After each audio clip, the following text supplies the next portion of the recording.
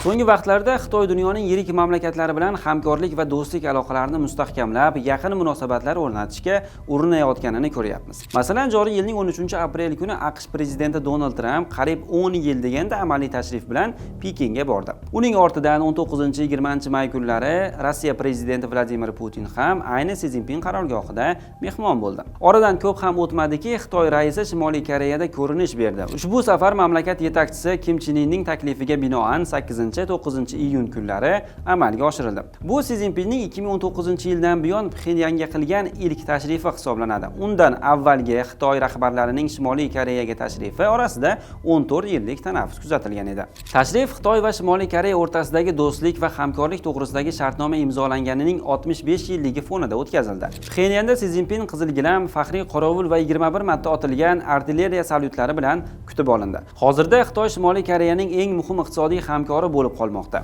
Washingtondan sizdirilgan iqtisodiy ma'lumotlarga ko'ra, mamlakat tashqi savdosining qariyb 95%, ya'ni Shimoliy Koreyaga kirib kelayotgan va chiqib ketayotgan mahsulotlarning har 100 tadan 95 tasi Xitoy orqali amalga oshirilmoqda. Eksportning 85% ham aynan Xitoy bozoriga yo'naltirilgan. Pandemiya davrida ikki davlat o'rtasidagi aloqalar sezilarli darajada susaygan bo'lsa, Pekin keyingi yillarda Pxenyanni yana o'z orbitasiga qaytarishga harakat qilmoqda. Kim Chen In ham mamlakatning eng yirik savdo hamkori va homiysi bilan munosabatlarni yaxshilashga intilmoqda. Pekinni tashvishga solayotgan asosiy masalalardan biri Shimoliy Koreyaning yadro dasturi bo'lib qolmoqda. Kim Chen In yaqinda mamlakat yadro arsenalini keng ko'lamda rivojlantirish zarurligini ma'lum qilgandi. Janubiy Koreya rasmiylari esa Pekin Shimoliy Koreya bilan munosabatlarda konstruktiv rol o'ynab, Koreya yarim orolida tinchlik va barqarorlikni ta'minlashda hissa qo'shishiga umid bildirmoqda.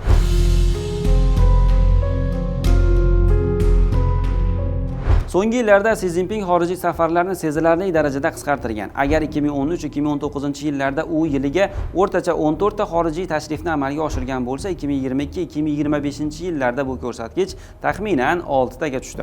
Shu sababli ekspertlar Xitoy rahbarining aynan Pxenyanga borishini alohida siyosiy signal sifatida baholamoqda. Xususan AQSh va Rossiya rahbarlarining tashrifidan so'ng Sining Kim Chen In oldiga borishi tashrifni Xitoy uchun muhim ekanini ko'rsatmoqda.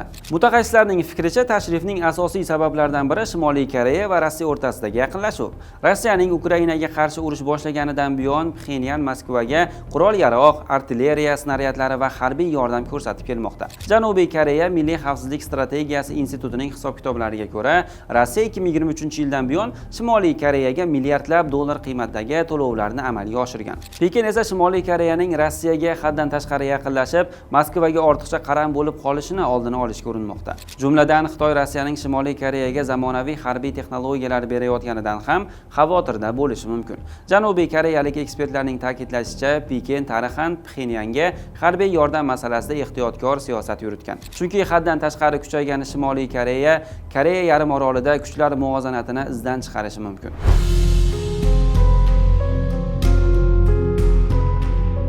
9-iyun kuni Shimoliy Koreya davlat axborot agentligining xabar berishicha, Si Zinpin va Kim Chen In o'rtasidagi muzokaralarda siyosiy, iqtisodiy va xavfsizlik masalalari muhokama qilingan. Si Zinpin ikki davlat o'rtasidagi strategik muloqotni mustahkamlash va umumiy manfaatlarni himoya qilish bo'yicha ham fikrlarni bildirgan. Kim Chen In Xitoy bilan munosabatlar eng muhim va ustuvor strategik vazifa ekanini ta'kidlagan. Pichoqqa ilinadigan faktlarni izlar ekanmiz, Xitoy nashrlari Si Zinpinning savdo, qishloq xo'jaligi, qurilish va texnologiyalar sohalarida hamkorlikni kengaytirishga tayyor ekanini yozgan. Shuningdek, muzokaralarda ikki davlat suvereniteti va xavfsizlik manfaatlariga ham to'xtalingan.